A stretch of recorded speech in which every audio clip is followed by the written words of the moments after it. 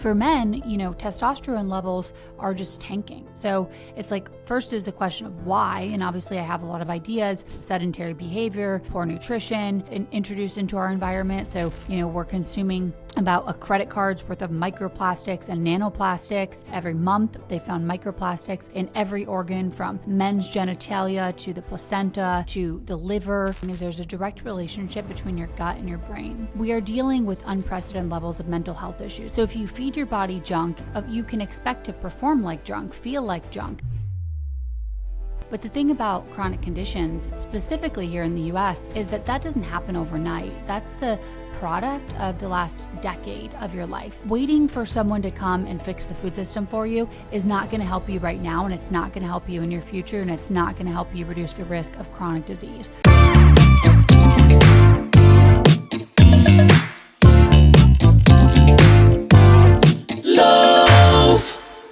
Welcome back to the bakery, everyone. This is the Loaf Podcast, where we break bread with the world's finest.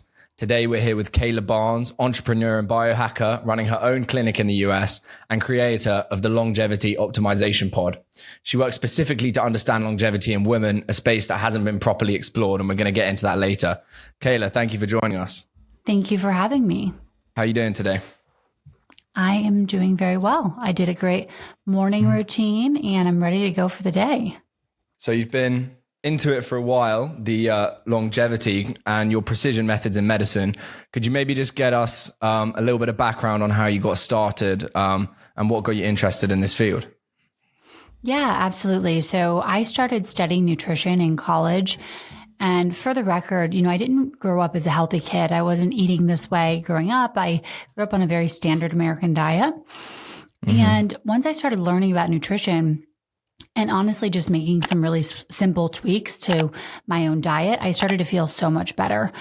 I was really motivated because I also, around the same time, was an entrepreneur. So I've always been an entrepreneur. I've always had my own company. I've always been building something. And so that really made me want to dive into human optimization. We only have so many hours in the day, but the question was, can I get more productivity, focus, and get more out of those hours? So I really started a personal journey into just health optimization and, we can say biohacking, longevity. How can I feel the best and perform the best to get the most? I mean, I love to talk about how we can potentially extend lifespan, but at the end of the day, currently we have a cap at about 120. And I want to really get the most out of every single minute of every single day. And the way that I see it is that health is the basis and the foundation for greatness. So with health, you can do anything. I love the saying, a well man has 1,000 wishes, a sick man only has one. And that could be, of course, man or woman. But when you're in good health, you have the energy and the stamina and the vigor for life, you can get more done. But the second that you go from being healthy to being unhealthy, or a diagnosis is given or something of that nature, you're only focusing on your health and how can you improve your health. But the thing about chronic conditions, and specifically here in the US, chronic conditions are just running completely rampant, is that doesn't happen overnight. That's the product of the last decade of your life. The same with cancer and all of these, really scary health conditions that none of us want, but unfortunately are on the rise. So going back to my background, started studying nutrition, got really inspired, kind of began my own health journey just into optimization, tons of just self-research, looking on PubMed and reading studies. And then I found Dr. Daniel Amen. I trained under him and did his brain health certification, practitioner certification. And that just changed my approach to health, with starting with the brain. I believe he really revolutionized psychiatry by actually looking at the brain. So if you have a problem with your heart, for example, or really any organ, you would image that organ and you would see what's going on. And that's not how, mental health disorders and psychiatry has really been treated up until this point. But he started doing SPECT imaging, and that's a measurement of blood flow and activity in the brain. And that really, was a game changer for me. That's also where I first learned about hyperbaric oxygen therapy. So that's most certainly a pretty popular, let's say, biohacking or optimization therapy or tool these days. I have one in the clinic. I also am having it received or delivered here at my home, a hard gel chamber, in the next week. So that's kind of how I got started. I started a podcast just to really interview a lot of the foremost experts in longevity, MDs, PhDs, and a variety of just incredible leaders in the industry. And that just, gave me even more knowledge and expertise. 3 years ago, I co-opened a clinic with a business partner, and, we are offering all of the modalities that everybody's talking about today. So we do precision medicine, really in-depth biomarkers and labs. And then we have a lot of interesting therapies such as EBU, which is high-dose IV ozone. We have a 4-person hyperbaric chamber. We have a red light bed. We have cold therapy. We have an ozone sauna. We do NED IVs. We do methylene blue. All of these really interesting treatments that is super exciting because not only can I read things in the literature, but then having an actual clinic, you can see that play out in health outcomes for patients. Ever shown up to the beach with a big bush, getting rejected left, right and centre, so you have to walk away with your pubes between your legs? Then get yourself a Manscaped and rule the beach. Wear your shorts with no shame. Get the Performance Package 5.0 Ultra now with a discount code LOAF to get a full 20% off, so that your baguette leaves no crumbs.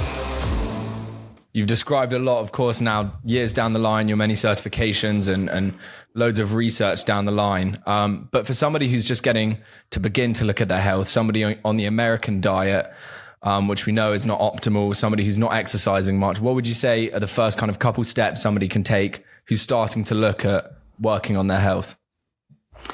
Absolutely. I mean, without a doubt, lifestyle habits are not only the thing that moves the needle the most on your labs and even biological age reversal. I know that's so popular these days, but lifestyle is everything. These are the things you do every single day.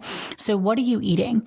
The way that I think about food is every single piece of food that I eat, I'm asking myself whether it's going to benefit my health or be a negative for my health. So we know that food is so much more than just calories. It's information. It's literally what our body is made up of. Our mom said it forever ago, you are what you eat, but it could not be more true. So if you feed your body junk, you can expect to perform like junk, feel like junk. I mean, that can manifest in every way from, having less energy to having, issues with your mood, but long-term it can lead to chronic disease. So I think that we've really made diet and nutrition extremely complicated today. It doesn't have to be vegan. It doesn't have to be carnivore. It doesn't have to be keto. Really, the most researched diets for health and longevity is basically a Mediterranean diet. So, and really it's just whole food. So eat single ingredient foods. Most of the diet over here in America is ultra processed foods, these packaged goods. I would stay away from those at all costs. I don't even identify or deem those really as food, in my opinion, because I look at food from a nutrient standpoint. What is this going to offer me when I'm eating it? So we also know that the brain consumes about 30% of our calories, although it's only about 2 pounds. It's a super energy consumptive organ. So everything I'm putting into my mouth, I'm wondering and asking myself, what are the nutritional benefits? How is this going to make me feel? And what's amazing is people can make massive improvements with just a few weeks of dietary changes. There have been studies showing massive improvements in just even 8 weeks with dietary changes. And it can be overwhelming, but if you just take it slow and think, okay, I'm going to shop around the perimeter of the grocery store because that's where most of the whole foods are, single ingredient foods. That's what I recommend people to eat. Things like avocado or high quality proteins like wild caught salmon, grass fed, grass finished meats. Quality is also super important when it comes to the foods that we're eating, especially here in the US, because we have very little regulation on what goes into our food, also what's being sprayed on our food. So things like glyphosate, which is a known carcinogen, is present in nearly all Americans' urine because it's just doused on the food. So making sure you're getting food that is without pesticides, so organic when possible, also super important. There, if you are thinking about budget, which I totally understand, there's something called the Environmental Working Group, Clean 15 and Dirty Dozen. You can look at that. And so the Clean 15 are fruits and vegetables that are safer to buy conventional, whereas the dirty dozen are basically the most heavily pesticided fruits and vegetables. So you always want to try to get organic. But nutrition is absolutely a bedrock of optimal health. And then I would say the next thing is sleep. Sleep is so incredibly important. And the next practices that I'm going to list, a lot of them are free or low cost. Food, of course, has a cost, but you can also shop farmers markets. You can start a garden. There's many ways you can help reduce that cost. But the next one is sleep. This is a completely free practice, but we know that getting high quality sleep is imperative for better health and even motivation the next day. So I'm in bed every night by about 9 o'clock, and that is going to give me more energy the next day, reduced blood pressure, reduced anxiety and stress. And it's not just the amount of time you're in bed, it's also the quality of the sleep. So I use a tracker called Oura Ring, but you can also just certainly self-report in the morning. You pretty much know if you had a great night's sleep, if you wake up energized, or if you're waking up feeling really kind of lethargic and unrested. But sleep is absolutely paramount. There's new data pointing to the fact that women also need more sleep than men. So I don't think women should feel any pressure to be waking up at the same time as their significant other or men in their life that they may know. So sleep is absolutely critical. A lack of sleep, even one night of a poor sleep, can lead to increased blood pressure, increased anxiety, increase in the hunger hormone ghrelin. So you literally have more cravings, other than if you had a really great, deep, restful night of sleep. I would say the next one for just basics, and this is free, is grounding. Grounding is making contact with the earth. You can also go into a body of water, but it's being in nature, contact with the nature. And this might seem like kind of something that might not have a ton of benefit, but there's tons of science to back it. It can reduce inflammation. It can improve healing, can improve sleep. It can also reduce anxiety and stress. So this has been used for years. I mean, nature bathing in Japan, is talked about all the time for the health benefits, but at this point in our society, we're extremely disconnected from nature. And I think going back to some of the principles that our ancestors had, things like, of course, high quality foods because they didn't have processed foods, waking and rising and sleeping with the sun, which is our circadian cycle, super important. Getting high quality sleep, grounding, super important, and walking. I mean, walking is absolutely amazing for your health. It is shown to improve blood flow, and it has a whole host of benefits, even benefits linked to, reduced risk of all-cause mortality just by moving your body. And I think people should aim for about 10,000 steps a day, which baseline for most people is around 3,000 to 3,500. That's just moving about, living your daily life. It also, of course, can vary based on your profession and your day to day, but carving out time for a walk or optimizing it in the way that I even do. For example, if I'm doing a video podcast, of course, I can't really be on a walk, but all my calls I take on a walk. I live in the hills in Los Angeles, so I'm also getting nature. I'm getting sun. It's really, really pleasant, but you definitely want to aim for just moving your body throughout the day. And then exercise. Exercise is also incredibly beneficial. I think if there was like a longevity pill and everybody wanted to take it because of the massive benefits, it would be exercise. Everything from, again, improving blood flow, increasing dopamine, which is our motivation molecule, serotonin, which is linked to happiness. It is, of course, great for cardiovascular health. Strength training can add on muscle mass. And it's honestly just absolutely incredible. So, set something realistic, but exercising, start one time a week if you're doing none right now, and then increase to 2 times a week or 3 times a week. But I think when it comes to making these lifestyle changes, it all has to start small.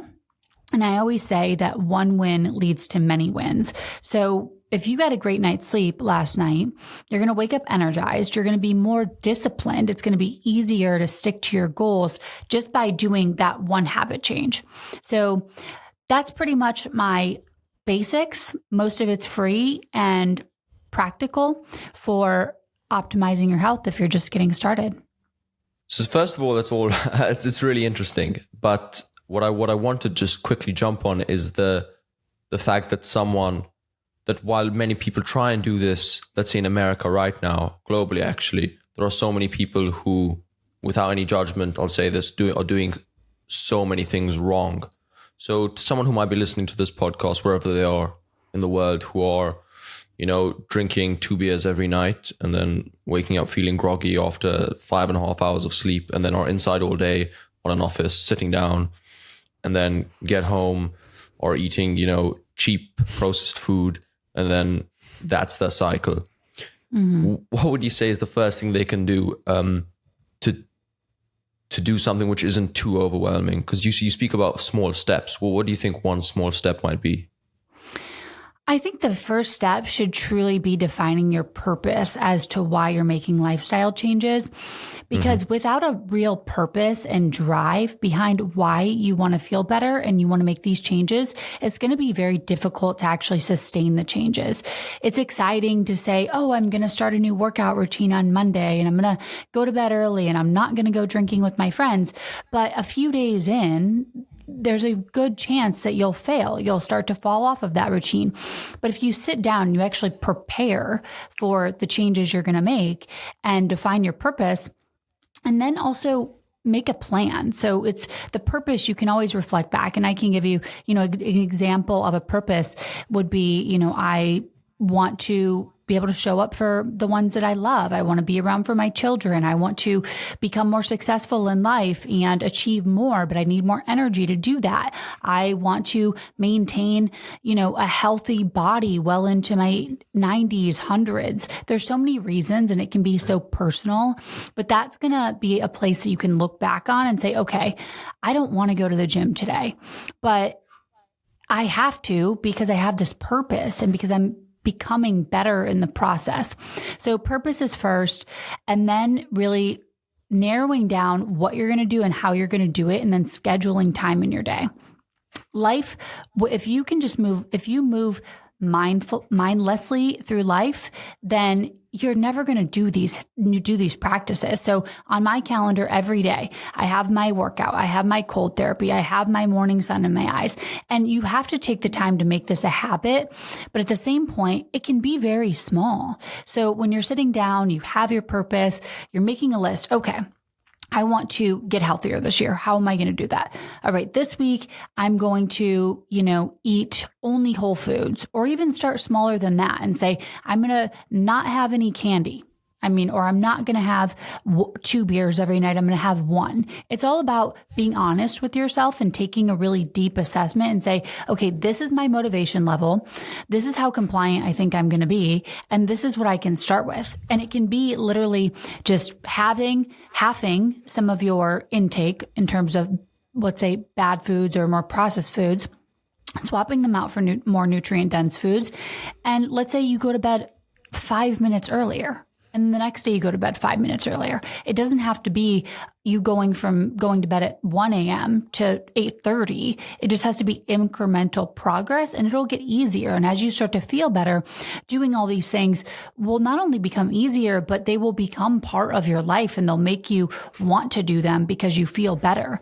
Like if I don't work out, I don't feel as good. I don't have as much energy. I don't have as much focus. So I'm not just working out for an aesthetic purpose. That's a great benefit, but I'm working out so that I have drive and energy and focus. And for when I have a family in the near future, I can run around with my kids and I can have all the energy that I need to do everything in my regular life and show up for my family.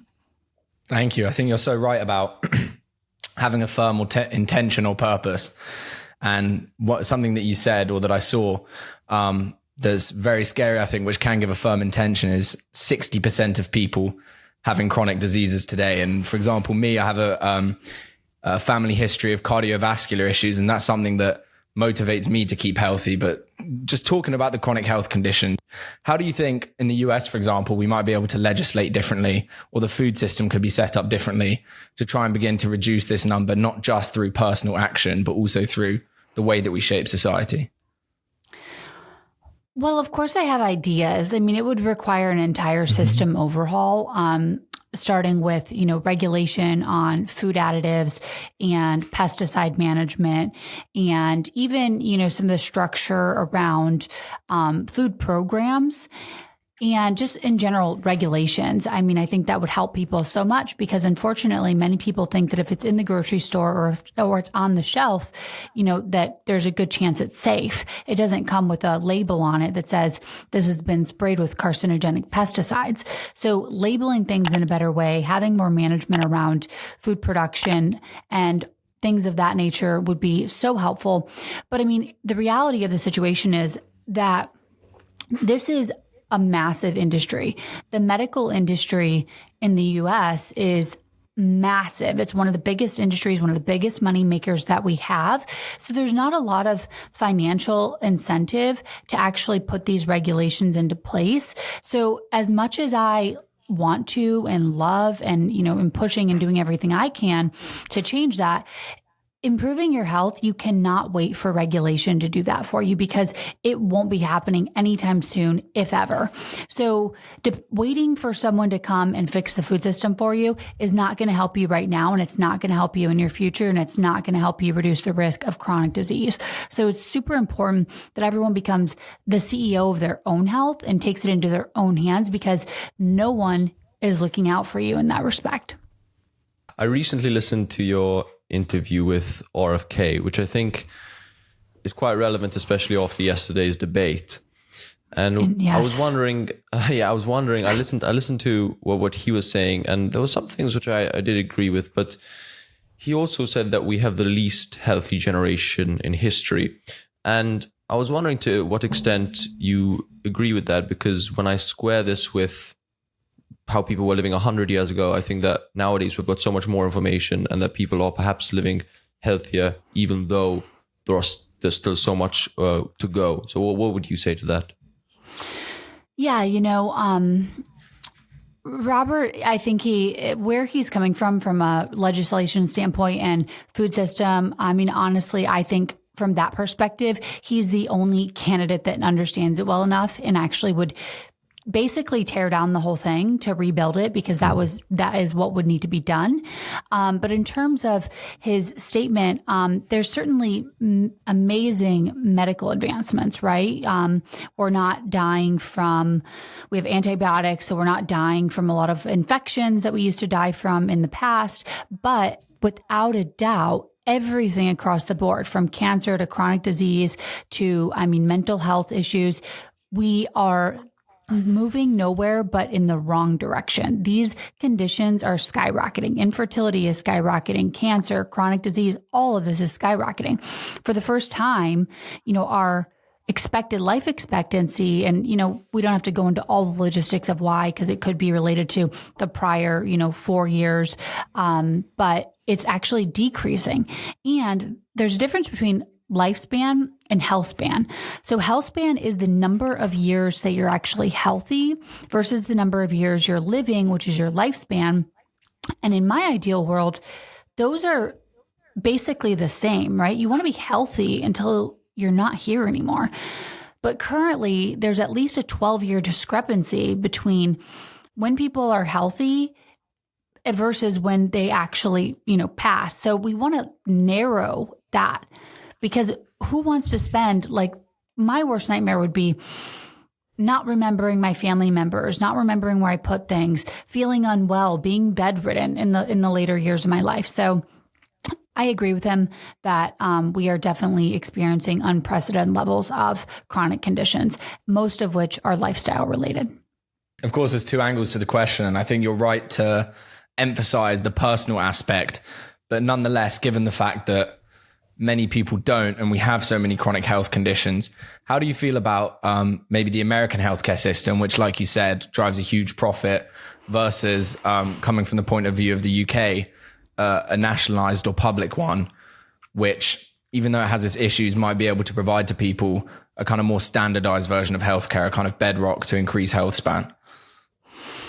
Well, Of course, I'm not super familiar, nor have I ever experienced your guys' medical system. But our medical system it's unfortunately just not made for health. It's very reactive instead of proactive. The time with the doctor is extremely short. And I want to say, I think doctors, and the majority of my friends are doctors, I think all doctors go into it with the right intentions. They want to care for people. They want to love them. They want to help them, and they want to help make them healthy. But unfortunately, the way that the system is set up, it doesn't really allow for that. So first, you don't have the time with the patient to actually understand, what are you eating? How are you moving? How are you sleeping? It really is a system that it's a very short visit, usually leaving the visit with some sort of either diagnosis, prescription, surgery, etc.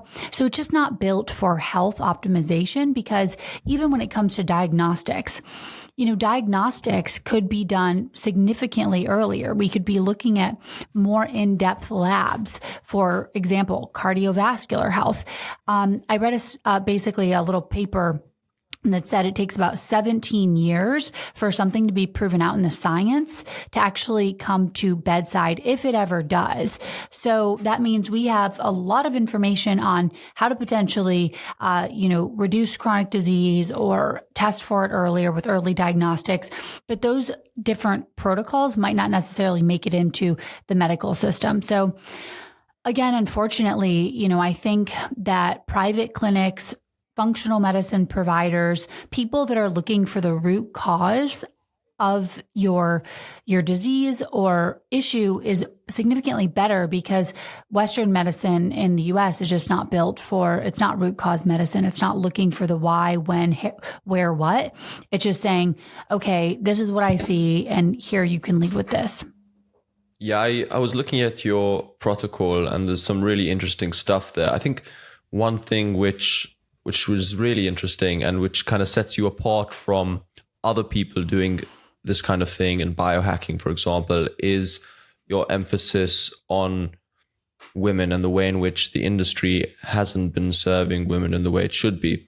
So I was wondering, first of all, if you could outline the differences in the ways that men and women should be taking care of themselves as a foundational point.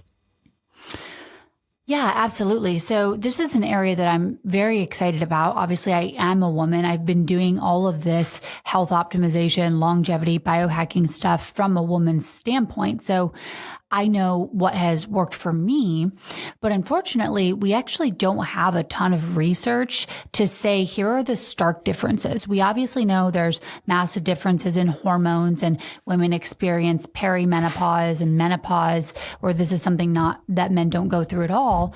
And obviously pregnancy, but women weren't required to be included in studies until about 1993. It could be 1996, 1993, and between 1993 and 1996, women were not required to be included in research. So we don't have a lot of hard data on differences in terms of nuance.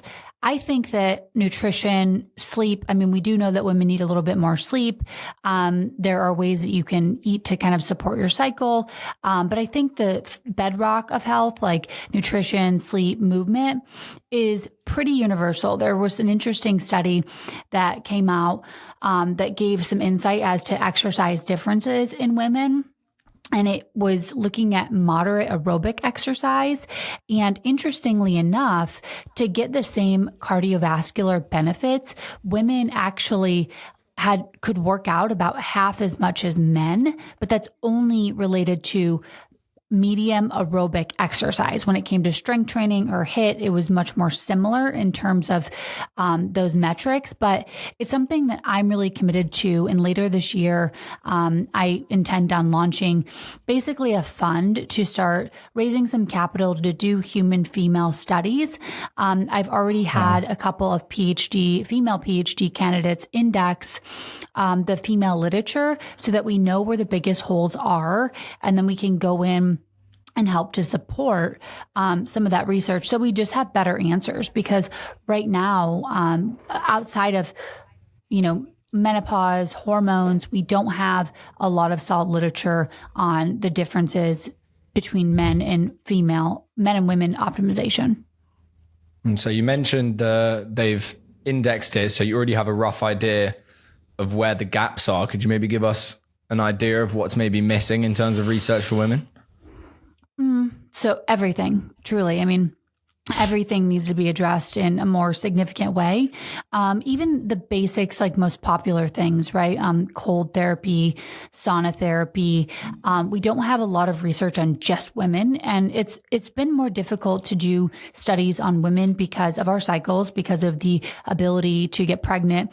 But now I believe with things like the Oura Ring, and companies like even Natural Cycles. So I use the Oura Ring and Natural Cycles to track my cycle. And so anyone that is using this technology that's a woman could be a great candidate to sign up for one of these studies because it's very clear where you're at in your cycle. You could always do, blood testing and things of that nature and figure it out also. But this is a really easy way. So I'm excited to see what we can do later this year, but there are definitely many holes. So I am very excited to help contribute in this area. Mm-hmm. And you've mentioned before, although tentatively, I know you've stated that maybe the research isn't fully there, but the idea that it might be helpful for women to take HRT, which I think will probably be taken without explanation as quite a controversial opinion. Same way just taking hormones in general is considered to be quite a big thing. So could you maybe give us an overview of why you think that might be helpful, at what stage in life and what purpose it might serve for women? Yeah, absolutely. I'm not a hormone expert or a hormone doctor, but I've interviewed quite a few of them. And we also do HRT at my clinic. So essentially, there was a few really bad studies that were published that were like headlines everywhere saying the HRT increased the risk of breast cancer and other cancers. And there's more recently been, and I can send you the links to include in the show notes, but there has been massive review studies showing that's actually the opposite. So if you think about the process of what is perimenopause and menopause in general, it's a complete decline in perimenopause and a complete fall off essentially in menopause of really beneficial hormones. So hormones serve more of a purpose than just necessarily like libido, which is a very popular one, but they help protect our brain and our heart and they can improve cardiovascular health and basically maintain the status of being a younger individual, which is the goal, right? If we want to extend health span and lifespan, we want to be able to maintain the levels of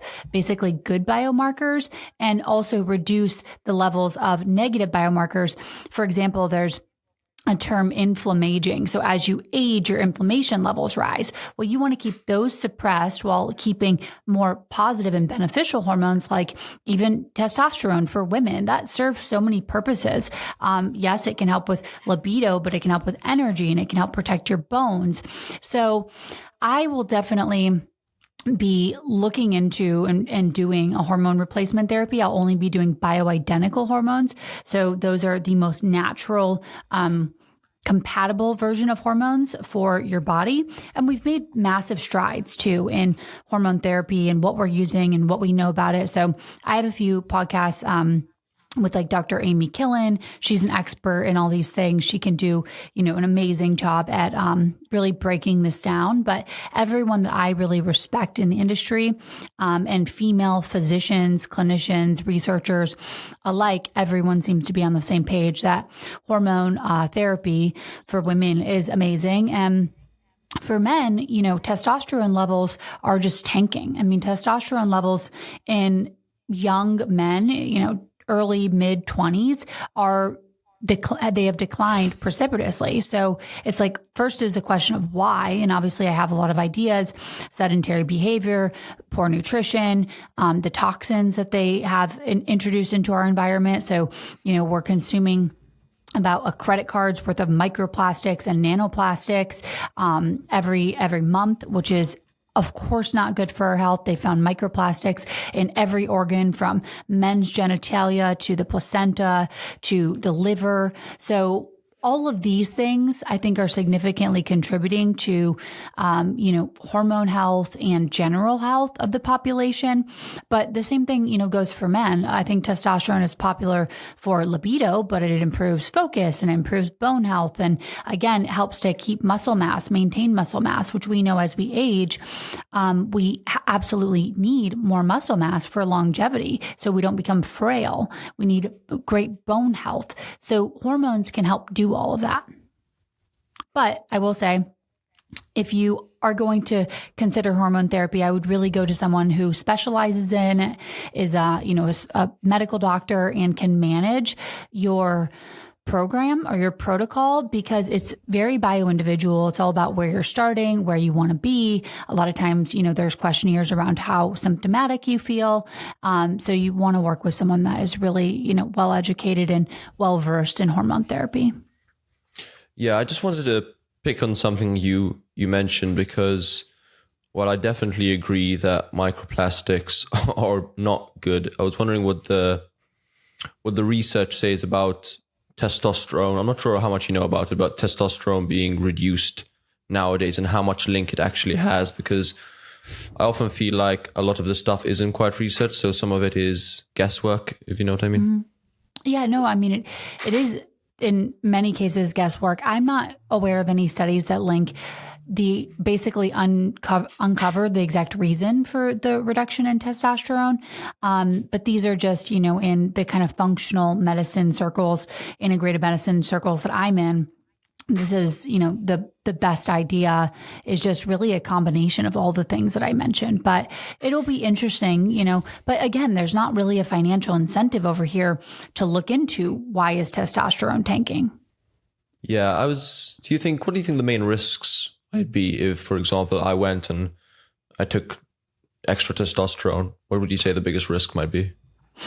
Well, again, I'm not the world's expert on this, but No, first, you certainly need to make sure you're on an appropriate dose, because you don't want to be on a super physiological dose. Like, it shouldn't be extremely above, what would be recommended. And there's usually a range, and it's based on your age and a few other factors. But any sort of injections or prescriptions always come with risks. So I think it's, again, really important just to work with a proper medical professional.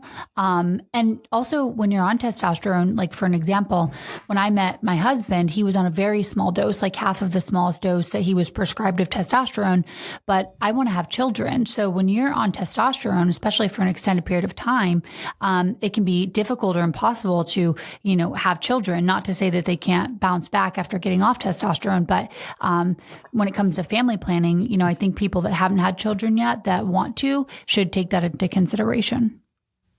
Thank you. If that's okay with you, we're going to move it on to brain health, which is maybe the area which interests me the most. So I just wanted to ask you about, maybe to begin, some things that you've learned about the brain since your time doing research, which our viewers would find surprising, and otherwise just some key ideas about the brain which can help people to understand their brains and how to look after them.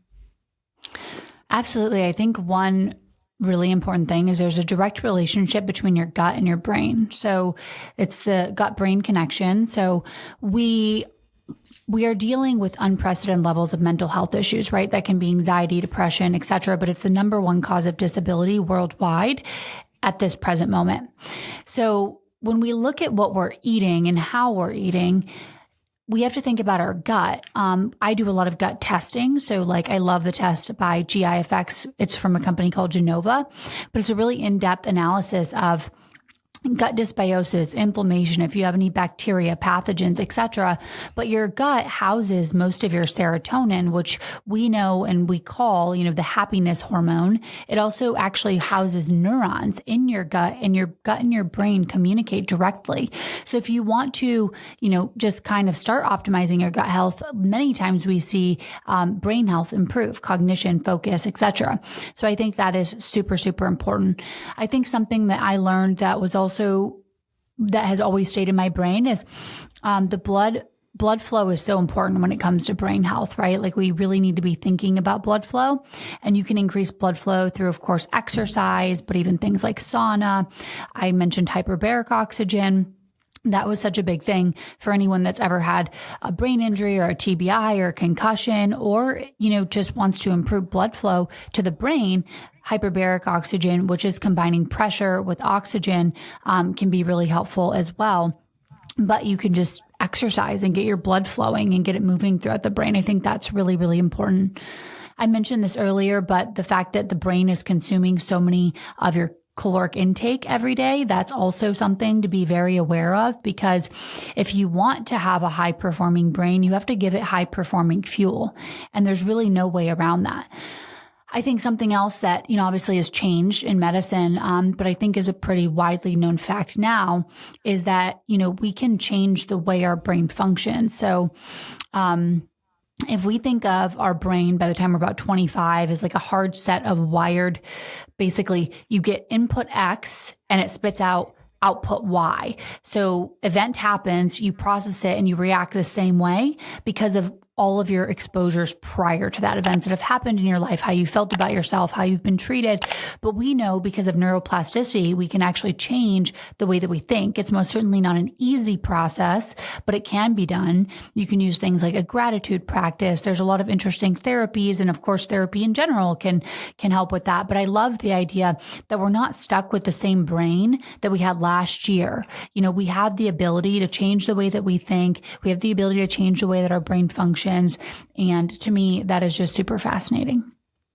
Yeah, there's so much recent research, especially around CBT and epigenetics and also gut health. So there's so much here that's new and exciting. And perhaps as a bit of a blanket question, and I understand it might be a bit of an oversimplification, I was wondering which you think is more important. Is it behaviors and our daily behaviors? Or is it perhaps nutrition and what we put into our mouths? So I think of the brain in two ways. I think of it as the hardware. So we have the physical aspects of the brain, right? And that's going to be significantly impacted by how we treat the brain, which is our daily habits. Sleep also it's absolutely necessary to get deep in REM sleep for the brain. That's like the rest and restorative phase. Although the brain is super active still at night, I think of it as like a cleaning phase, like cleaning out the waste products. So that is all super important. So the hardware is what we eat, not doing drugs, not smoking. All of the things that we know are bad for our health is most certainly bad for our brain. But then there's the software component, which is how you think. And that's equally, I think, as important. I always say you can't outperform your level of self-esteem. So if you don't think you're worthy of great health, or you don't think that you are worthy of success, you're not going to be able to achieve it, because you won't even do what is necessary to get there. So I think that they're honestly equally as important. Sometimes I think the easier way to go is to start with upgrading the hardware, because it also can influence the software. Example, changing your diet, which will then help with your gut health, which will then help with your brain health. But many times people find it much more difficult to address things like trauma or stress management. So I would say that could be like phase 2. Of course, if you want to do a phase 1, so be it. Great. But I think maybe the easier way to go might be to start with the hardware and then, feed in some of these software upgrades. It's interesting, the hardware software distinction, because I think it really feeds into what you were talking about with what you learned from Dr. Daniel Amen, which is actually that the brain scans are so important. And that actually not just taking it from a perspective of how they're feeling, etc., but also what's really going on underneath. And so I suppose my question is, from brain scans with things like depression, which you've said is the number one cause of disability globally, what are we learning about the way depression functions and how we can look to prevent that specifically? Well, you should definitely have Dr. Amen on to go into all the logistics, but I'd love to. Yes, PECT it's looking at activity and blood flow. And from what I've learned through my training with him, a lot of it goes back to blood flow, like areas of decreased blood flow in the brain or areas of activity that are too high. So it's really working to bring it into homeostasis with his protocols that he recommends, which often are a lot of the things we've already talked about: changing the diet, hyperbaric, usually He recommends that to many people that are having any blood flow issues, but it can all look very different. Like there's many different types of ADD and ADHD. There's also several different types of Alzheimer's. So these can all have a different signature, each of which would require a different kind of protocol. But definitely from what I learned there, mastering the basics, thinking about maybe hyperbaric for brain health, and then also even sometimes using supplements like saffron is great for boosting your mood, for example. But we also know that exercise in studies outperforms Zoloft. I have to say this is in no way saying you should go off medication. You should talk to your doctors and never make any sudden changes without consulting them. But that's really interesting, right? Like consistent exercise can outperform some of these medications. So I have seen it in my own life and with people, that we work with. Lifestyle changes can be really impactful for things like depression, and depression is very, very real. And I don't want to discount that in any way, but the way I think of it is you have to at least give yourself a fighting chance if you can. So getting sunlight exposure, optimizing your vitamin levels, moving your body, getting high quality sleep, that's going to put you in a much better position than, as you mentioned, the standard, daily American life of waking up groggy, grabbing a quick carb for breakfast, you're late to the office, you're cursing people out on the way there, you're inducing your stress, you get to your job, it's a job that you don't like, that causes more stress, you don't move throughout the day, you're in with, fluorescent lighting that is junk light, and you're just staring at your computer, you're not getting outside, you're not getting fresh air, you go home, well, you eat some sort of, processed quick lunch because you didn't have time to pack one or make something, you go home, you flick on the TV, you have a couple beers. I mean, that sounds like an absolute nightmare to me. That's like so opposite of my life. And because all my friend group is super healthy, I don't know anyone that does that, but I know know that that's like a vast majority of people. Yeah, it is. It definitely is. It is. That is not, especially at uni where we are as well. Or college, you should say. Yeah. I mean, but why though? How is that the best option? Normal being, if this is normal, that's like the last thing on the planet Earth I want to be.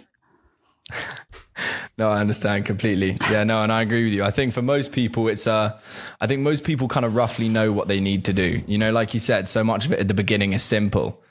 Everybody, people ask all these kind of in-depth questions, for example, about specific studies, but everybody kind of knows, like you've said, they need to stop eating Mackies. They need to maybe walk a bit more. They need to get outside. Things like this, it's actually can be quite simple. So I think it's more than a knowledge issue. Often it can be kind of a motivation or just kind of falling into a habit issue, if that makes sense. Yeah. And that's why I really wanted to talk about the purpose and the plan, because without a purpose and a plan, these are not necessarily easy habits. Like there's been plenty of days where I didn't want to go to the gym, but then I thought to myself, what if I only did things I felt like doing? My life would be a disaster. Like I would have nothing that I have now. I wouldn't have built successful companies. I wouldn't have an amazing marriage. I wouldn't have found an amazing husband. I wouldn't have anywhere near the life that I have now if I only did things I wanted to. It would be a complete mess because by nature, humans are not wired to want to do hard things. We want to have the path of least resistance, self-preservation, and take the easiest route because that would let us rest and restore for something that was coming in the future. But that's not the life we're living. So we have to push through that, and we have to have a real purpose and motivation behind what we're doing so that we actually stick to it. Not to make excuses, but so many people growing up nowadays have it quite difficult because they're surrounded by things like TikTok, which is so addictive. And when that's given to you from a young age, you're immediately put into a pattern of addiction, and you're stuck in this idea of what people call brain rot before you can really even fully develop your brain. So I was wondering how you think our usage of phones and technology fits into this wider picture, which you've drawn out for us. Absolutely. Well, there's certainly quite a bit of research around, mental health and children with phones, right? Seeing sharp spikes with the introduction of social media and, reduced feelings of well-being for adolescent. I think, of course, social media can be interesting. It can be a way to meet new people around the world. You can learn a lot, but I think the way that we need to be using social media should be very intentional. And I talk about this all often. I only follow a few hundred people. Most of them I know, or they're teaching me something really valuable. I certainly don't go out of my way to follow people that make me feel in any way, self-conscious or inadequate. I think it doesn't make sense that, people are following individuals that they constantly feel bad when they're looking at their pages, or they're influencing them to do something that's not as healthy, or they're not teaching them something. So I would encourage everyone to really just unfollow people that don't make you feel good. If it's creating anxiety and stress in your life, or you even feel addicted to it for some reason, then you should have the self-control to just limit those things. That can look like, timers on the phone, not looking at your phone right away when you wake up. I mean, that's great because then you actually have a chance to set your mind before the day sets it for you. Again, it's like, do you want to move mindfully through life, have a plan, have a reason, and actually get what you deserve? Or do you want to move mindlessly through life, whereas you're just dealing with every situation? Your brain is being influenced constantly by what you see on the internet. Like, that is not the most optimal way of living, in my opinion. So without a doubt, the science proves it out that social media is definitely doing harm in terms of mental health, especially in adolescence, and that the addiction is very real. So I think that we have to be responsible for ourselves as adults and put those, guardrails around ourselves. We sort of have the opportunity or the luck to have existed in a world kind of before social media. And so we've grown up with our brains able to develop without this kind of constant dopamine, and to interact with the real world straight away. And many people in the younger generation now are coming through. And by the time they're reaching 10, 11, they're already getting bombarded with all of this. What do you think would be a good approach? Do you think, as in from a personal, not a legislative perspective, maybe as parents, we should be doing? Do you think we should be seeking to exclude children from social media until a certain age? Or do you think it's more about limitation and management? I'll just speak to what I plan on doing, because this is, so individual. And of course, parenting is a very touchy subject, but first of all, I'm going to have many, many guardrails around what my children will be consuming in all forms, from food to their exposures, and most certainly social media. I mean, my husband and I have already spoken about it. We probably won't be giving any social media access till at least 16. And I think, obviously, that's the best approach. I think I want to allow my children to have a childhood, play outside, be outdoors, not have the pressure or the stress or the addiction of what did someone say about me online. That's outside of the fact that some odd things can go on the internet with children. But I mean, just from the sheer perspective of what's most optimal for their health and their brain development, I will be holding off on social media with my kids until they're 16. Yeah, I think that makes a lot of sense. And I didn't get a phone or anything of the sort until a lot later in my life, which I think benefited me in many ways. But I suppose someone who's listening to this podcast who might in some sense feel, oh, there's so many things I need to improve on, might also, as an immediate response, also say something like, well, how am I supposed to enjoy my life, for example? How am I supposed to, live my life if my friends are going out till 1 a.m, but I need to be asleep at 10 p.m.? What would your response be to someone with that pushback? Well, I think it starts with your perspective, right? Because many people have said this to me throughout my life, many people, because I go to bed early and I don't drink and I don't do this. And, I don't partake in many restaurant trips, because if the restaurant's not healthy enough, whatever it may be. Many people have asked me that, but I am so happy. I don't perceive fun to be drinking. I perceive fun to be like enjoyable conversations with people that I love. Working out is fun to me. So it's all about perspective.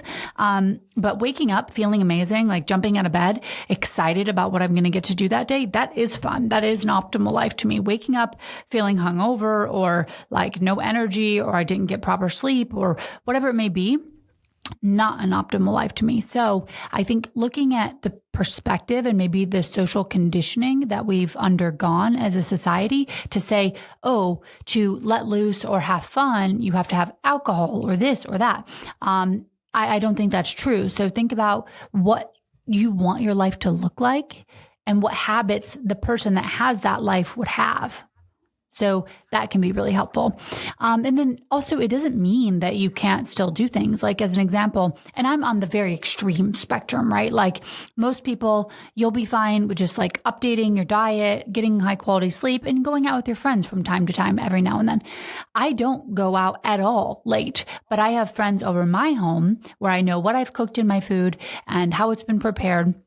And everybody knows Kayla's going to bed early. So, we're probably going to come over at 5:30 for dinner and be gone by 7:30. So but I still have those incredibly special moments of enjoying a meal with friends or, grabbing an organic coffee at the Erewhon grocery store or whatever, down the street. There's still ways to really enjoy life, let's say, but it's all about what do you define as enjoying life? Is it what we've been told to think that enjoying life looks like, or is it something else? And then you can still certainly partake in doing fun things with people. Mm-hmm. You mentioned, Erewhon, I've heard of it. I've seen it on social media and things. It's quite big in America. And you mentioned not being able to go out to so many restaurants anymore. So I wanted to ask kind of about just living in LA and California specifically, because I know the kind of stereotype is that often you've either got incredibly unhealthy people in LA or you've got incredibly healthy people. Do you find that the way LA is set up with maybe if there's more organic restaurants or there's supermarkets like Erewhon and that kind of thing, it allows somebody who would be wanting to live more healthily to be able to do so with less friction and not being able to go out, etc.? Oh, absolutely. I mean, the culture, at least, the communities that I'm in here in Los Angeles are incredibly healthy. I mean, like people aren't going to a nightclub. They're going to like a sauna club or like a breath work class. Like that is how community gathers, or we're having, a dinner with all organic food prepared and we're just having conversation, sitting in nature.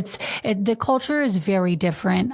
Erewhon is, an all organic grocery store, which I love.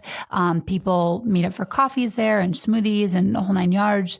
But I think the culture here definitely supports health without a doubt. And it's kind of built in to the fabric of what people want to do here in at least the health and wellness communities. I'm sure there's many other communities that are not interested in that, but there are many health company founders and podcasts here, and, people are excited to be healthy. It's also nice all year round. So you can get sun, you can go outside, you can go on walks, which really also lends itself to having good health.